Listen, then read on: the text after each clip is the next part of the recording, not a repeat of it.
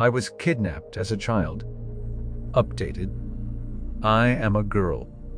My mom was a horrible addict. She barely took care of me as a kid. At the time of this incident, I was around 6 or 7, so my awareness and understanding of things happening may not totally make much sense. This happened in the 90s.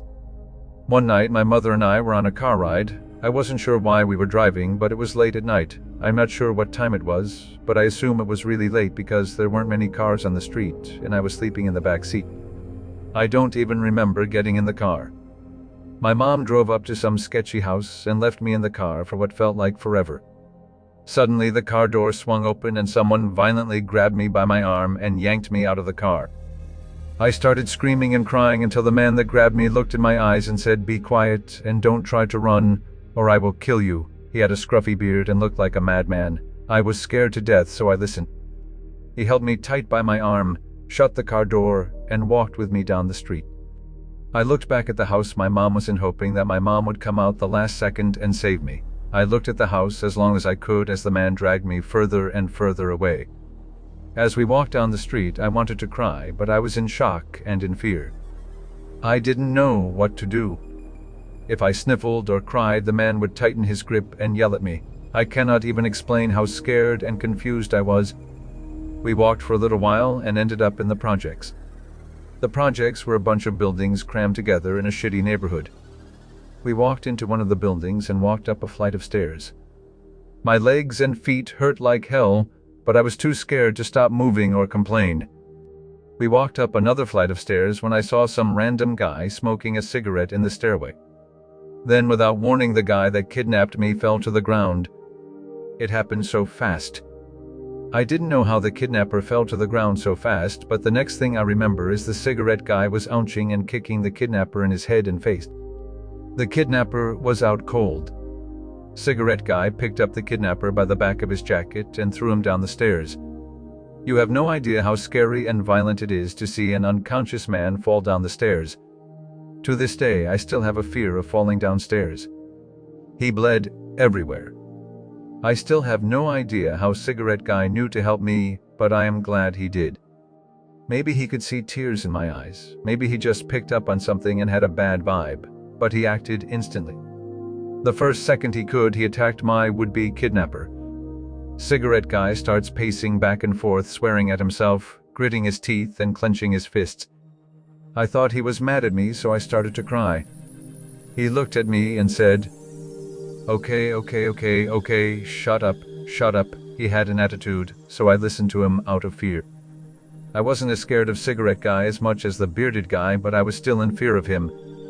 He started to ask me questions with an attitude. Why are you out this late? Where are your parents? Why would you talk to strangers? I was in so much shock and confusion, I couldn't answer the man's questions correctly. He asked if I knew my way home, and I told him I didn't. I told him a broken story about what happened, and somehow with the information I gave him, he knew where my mom's car was. The only thing I remember about the road is passing a house with Christmas lights on it, despite Christmas already being over. I think he knew the area well enough and figured out where I needed to go from that information, but I honestly don't even remember telling him about the Christmas light. Anyways, he told me he would take me back if I promised over and over that I wouldn't tell the police that I saw him or anyone that looked like him, and made me promise that I wouldn't even tell the police anything. He had an attitude. I didn't care what he asked me. I just wanted to go back to my mom, so I agreed. I followed him down the stairs. The bearded guy was still laying on the ground, bleeding at the bottom of the stairs that cigarette guy threw him down. He wasn't moving at all. For all I know, he was dead, and I hope now that he was. Cigarette guy stepped over the bearded guy, and I followed. We walked outside, and cigarette guy looked around panicky. I remember him telling me the police don't like me. We walked out of the projects, and my feet still hurt.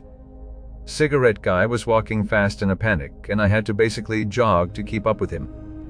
I started crying, and he asked what was wrong. I told him my feet hurt, and I remember him sucking his teeth and picking me up with an attitude. He awkwardly cradled me in both arms. He walked down the road for a moment. Then I remember him swearing and running behind a house or a building. A cop car was driving down the road. He put me down and told me to run to the police car. I tried to run, but my legs could barely move and I was scared. The cop car kept driving and rode away without seeing me before I could even get remotely close to it. He kept swearing to himself as he picked me up again and ran down the street. He took me behind a lot of houses and hid from every cop car that drove by. I assume now that the police were looking for me. He carried me in both arms, running fast down the road when I saw my mom at her car in the distance. She was surrounded by police. Cigarette guy put me down and told me to run to the police. I got so excited the pain in my legs disappeared. He put me down and ran away.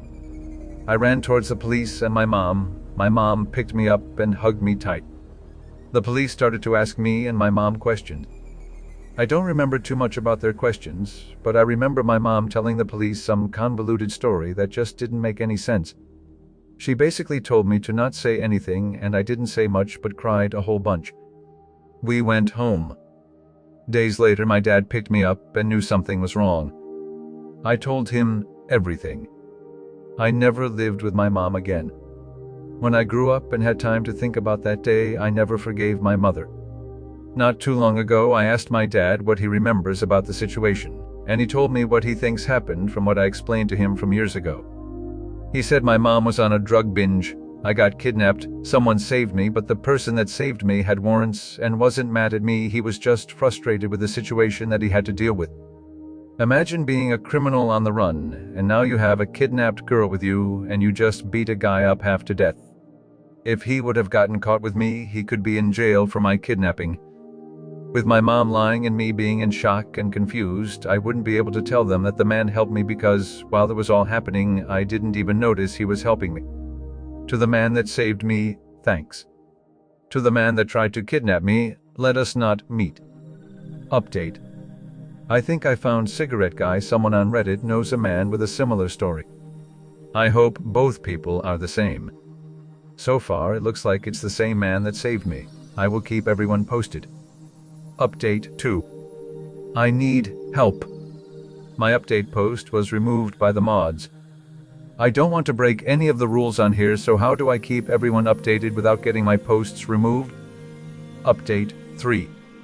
I finally received confirmation. I found Cigarette Guy. Die to the rules of this subreddit. I cannot keep posting updates, so I will update people on my Reddit profile.